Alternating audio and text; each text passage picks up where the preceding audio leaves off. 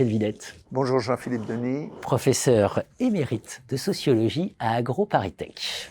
AgroParisTech, là où il y a des étudiants qui prononcent des discours en disant qu'il faut se soucier un peu plus de l'avenir de la planète. Très engagé, école très engagée. Entreprise africaine, ouvrage que vous dirigez, avec Mohamed Branine et Mohamed El Béchir Wade, édition Presse des Mines. Les entreprises africaines, 20 projets pour sortir du néocolonialisme et du sous-développement. Moi, c'est dit. C'est dit. C'est ce qu'il faudrait faire. Oui. Expliquez-nous un peu. Écoutez, je prends un peu de recul. On a souvent parlé de Wall Street comme d'une jungle, en particulier au cinéma. On a souvent comparé les grands hommes d'affaires européens et américains à des loups, à des requins, voire à des crocodiles, comme dans le cas de Claude Bébéar. À des prédateurs. Donc des prédateurs. Mais qu'en est-il des hommes d'affaires africains? En quoi consiste exactement leur jungle à eux? Et comment font-ils pour tenter d'y faire fortune? Pour répondre à cette question, il faut faire ce que de bons auteurs ont appelé l'écologie des populations d'entreprise. Autrement dit, postuler que l'accumulation capitaliste se produit ou ne se produit pas selon les écosystèmes dans lesquels les entrepreneurs tentent leur chance.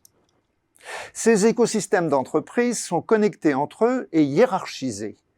Les écosystèmes dominants, New York, Londres, Paris, etc., disséminent ce qu'on pourrait appeler des plantes invasives qui étouffent les écosystèmes périphériques de Casablanca, de Douala ou de Dakar. Si tant de jeunes Africains cherchent à rejoindre l'Europe sur des pneumatiques pour avoir enfin une chance de trouver un travail rémunérateur, c'est bien que trop peu d'entreprises africaines parviennent à se développer, à proposer du travail aux jeunes et à répondre aux immenses besoins des populations locales. Sujet politique majeur, on en entend partout. C'est dramatique. Deux questions se posent alors. Petit 1, quelles sont les clés du succès pour les entreprises africaines?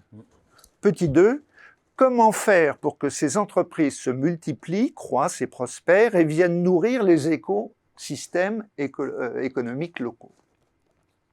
Le problème de l'Afrique, c'est que lorsqu'on répond sérieusement à la première question,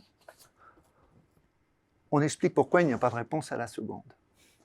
Dans cette jungle économique africaine, quelques grands arbres parviennent à croître, mais en étouffant complètement le reste de la forêt.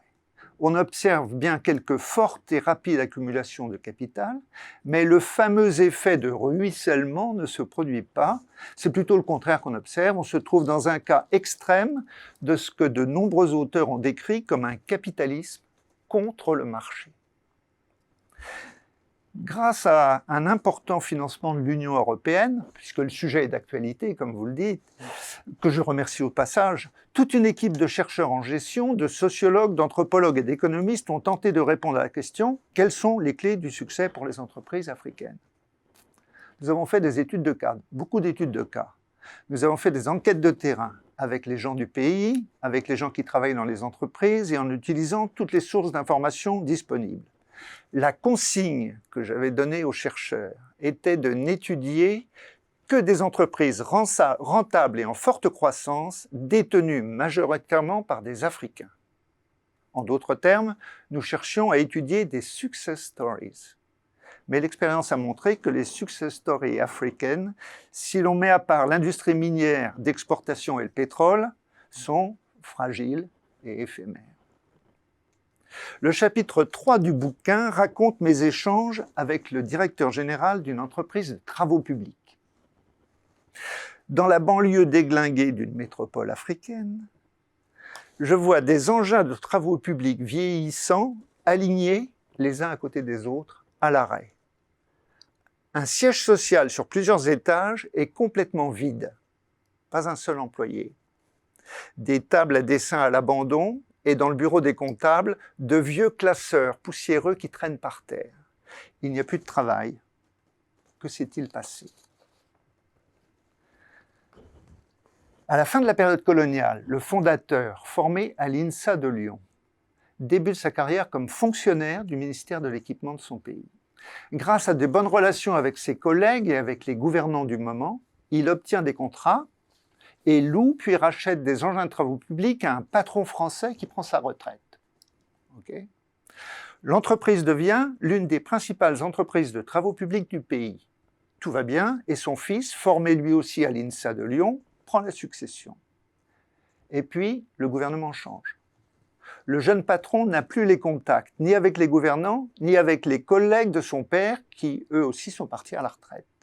Surtout, l'État, conseillé par des sociétés de conseil internationales, est incapable de financer les grands chantiers. Désormais, pour remporter les appels d'offres, il faut venir avec le financement. Ce que seules des multinationales européennes, japonaises ou chinoises sont capables de faire. L'entreprise africaine dont nous parlons n'a plus qu'une solution, devenir sous-traitant des multinationales. Une entreprise européenne est mauvaise payeuse. L'expérience ruineuse se termine par un procès à Genève. Impossible à gagner parce que trop coûteux. Seconde tentative de coopération, cette fois avec une entreprise chinoise. Expérience ruineuse à nouveau, impossible de faire le moindre bénéfice. Il ne reste plus à la famille du fondateur qu'à se réfugier sur ses terres agricoles et à exploiter une carrière de granulat. Retour à la case départ. Cet exemple que j'ai trouvé très émouvant, c'est pour ça que je vous le raconte, sert d'introduction à l'analyse des autres cas plus sophistiqués que vous pourrez découvrir dans le livre, dont je vous conseille évidemment la lecture. Concluons. Partout dans le monde, l'accumulation du capital joue des imperfections de marché et en particulier des protections politiques, on le sait. Et le cas que je viens d'évoquer ne déroge pas à cette règle. L'entreprise de BTP a d'abord prospéré grâce à la protection des autorités politiques et administratives, et à l'occasion d'un changement de gouvernement, elle a périclité. En Afrique, l'accumulation du capital implique aussi de tisser de bonnes relations avec des partenaires des économies dominantes. C'est le second facteur de succès que nous avons trouvé dans notre enquête. Et évidemment, c'est un facteur de succès qui peut disparaître du jour au lendemain si le partenaire européen ou chinois se comporte en prédateur sans scrupules. Bon, pour ce qui est de la grande success story de la multinationale panafricaine que tout le monde attend, je vous renvoie au chapitre 5 du bouquin. Vous verrez qu'on y brasse une grosse somme d'argent, mais qui reste dans quelques mains et qui finit investi dans une multinationale européenne dont le siège est au Luxembourg. Bref, il faudra attendre encore un peu pour écrire enfin le livre qui présentera une série de success stories africaines très convaincantes. Et j'espère que notre livre explique bien pourquoi. Vous m'avez envoyé ce texte, vous m'avez dit je vais venir sur le plateau présenter l'ouvrage. Je vais donc le lire, cet ouvrage. Ah, vous me faites plaisir. Mais oui, évidemment que je vais le lire. Et qu'est-ce que j'apprécie vous Je vous recommande le chapitre 5 parce que c'est des opérations de haut de bilan et c'est chaud. C'est chaud. C'est chaud. Donc je vais aimer. Donc vous allez et je retiens le chapitre 3 aussi. Voilà. Bien sûr.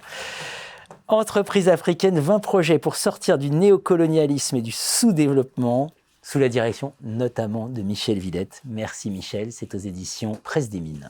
Merci Michel.